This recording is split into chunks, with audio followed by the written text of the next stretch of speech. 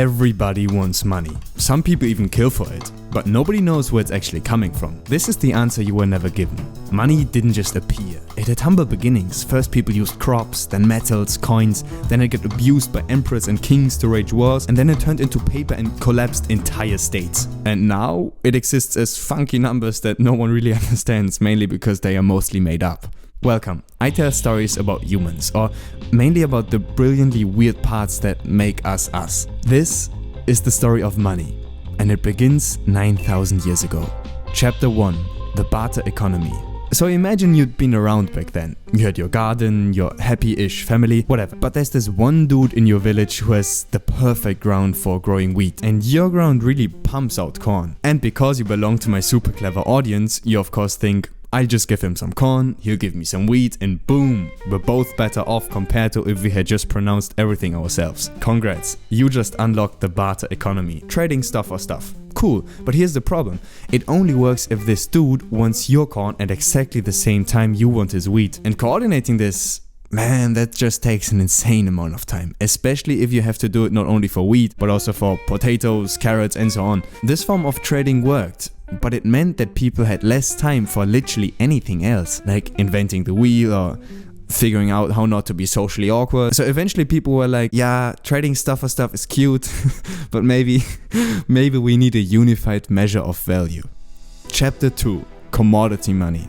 The first solution to this problem came around 8,000 years ago in Mesopotamia, which corresponds primarily to modern-day Iraq, and was also the cradle of the wheel, writing, modern mathematics, and apparently also the first love song. Yeah, I don't know. Anyway, prices were now measured in cows, salt, or metals, or other things that were scarce, widely accepted, and hard to fake. But it soon turned out that one of these commodities was superior to the others. Chapter 3. Metals. So the problem with cows was that they don't really store value because they die. Salt is decent, but metals are better because they are scarcer, which makes smaller quantities more valuable, which reduces transportation costs, which makes trade cheaper and thus more profitable, which leads to more trade, which then leads to more specialization and technological improvement. Metals were usually weighed to determine their value. And by the way, the weight units that were used eventually were so closely tied to the value of the metal that some of them eventually ended up as names of currencies like pound or lira. However, low value metals like copper and bronze, yeah, they weren't really worth that much, so weighing and cutting them really wasn't worth the hassle, which led people to shape them into standardized forms. And even though early minting technologies produced pieces that differed in weight, people accepted these coins for the value they represented.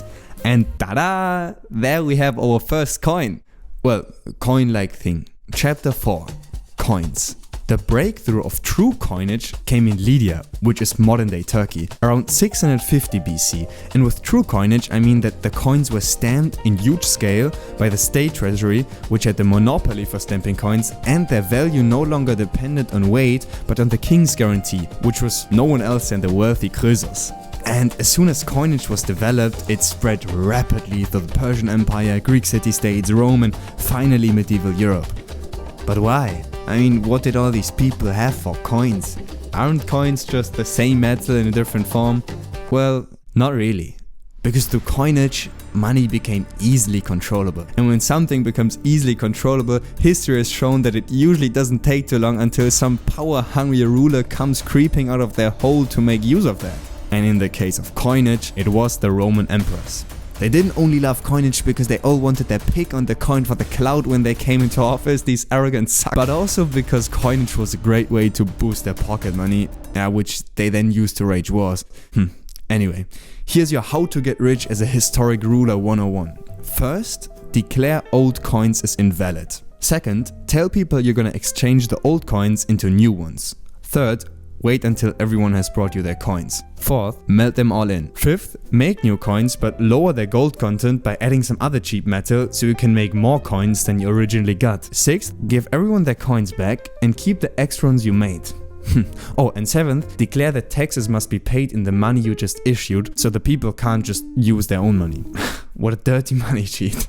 Damn. Anyway, sooner or later the people of course realized what was going on. And it led to some pretty bloody revolts. Well, Then a few hundred years passed and rulers came and went, but one thing didn't really change. The size of your economy still depended on the amount of gold you had. Because when production grew and the amount of gold that backed up your coin stayed the same, everything was just worth less. Yeah, I know, it's a weird concept, I agree. But at latest, when the Industrial Revolution knocked on the door, this could no longer be ignored. Governments had to come up with a solution. Chapter 5. Paper money. And the solution was quite literally, as dumb as it sounds, to print more money. They couldn't just spawn more gold, but paper they for sure had. Paper had already been used as money since the 11th century actually. But then it only represented certain amounts of money to make moving huge amounts easier. Bank-like institutions accepted gold deposits at one place and issued papers that could be redeemed into gold elsewhere, and moved the actual gold only when necessary and then under heavy armed protection. The shift happened when people realized that they didn't need to withdraw their gold at all, or only very rarely. And the banks realized that because it's highly unlikely that all people change their paper money back into gold at the same time, they could give out more paper money than they actually held in gold. And they of course had an interest in handing out as much paper money as possible because they charged commission on all of these transactions. So this principle could generate some extra money to fuel the Industrial Revolution. It was however also used by governments to finance wars, such as the First World War. And the scale in which money was printed during the First World War was unprecedented. And the people realized that. And they didn't like that. So they made huge bank runs to convert their paper money back into gold. And out of fear that the banks simply didn't have enough gold for everyone, most central banks ended the convertibility of paper money into gold. For ordinary people, this was the end of the gold standard. Countries still settled stuff in gold for a while, but the Great Depression delivered the final blow also for them. The gold standard prevented printing more money when countries needed it most. So one by one, they abandoned gold altogether. Chapter 6. US stuff. In 1944, it was obvious that the Allies would win the Second World War. So the big guys met up in some hotel in the US to discuss the future of the international financial system. The main goal was to prevent something like the Great Depression from happening again and to avoid future wars by improving international economic relations. For that, an international currency called Bancor was suggested. But the USA just lobbied so effectively that finally the US dollar was chosen instead. All currencies were now convertible to dollars, but they were not redeemable in gold anymore. The only currency redeemable in gold was the US dollar at $35 per ounce of gold. But only central banks of foreign countries could do their conversion, not individual people. The USA of course profited a lot from the system, and it also worked well for a while. But in 1971, the market price of gold was $42 per ounce, and as national governments could get it at $35 at the US Federal Reserve, this of course allowed them to make some extra cash. Have your central bank exchange some dollars for gold and then sell the gold at the higher market price. But come on, who would dare do this to their beloved friend, the USA? Well, President Charles de Gaulle of France surely didn't mind. He didn't like the whole idea of the US dollar serving as the key currency of the world system, because he believed it to be unjust toward other nations. Therefore he exchanged France's dollar reserves to gold and then ordered the French Navy to carry the gold back to France.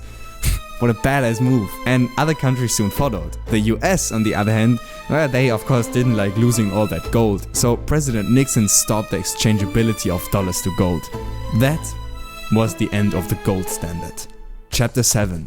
The current monetary system. In the current monetary system, the currency of a country is no longer linked to a particular commodity such as gold or silver. Money can be created by the central banks at will. This is why it's called fiat money. It's Latin and means let there be. This system gives a lot of flexibility to adapt to economic growth, but also it's arguably completely made up. I could go on about the pros and cons of our current system, but maybe it's up to history to show how this system will work out. What do you think the future of money will look like? Thank you so much. What will be your place in history?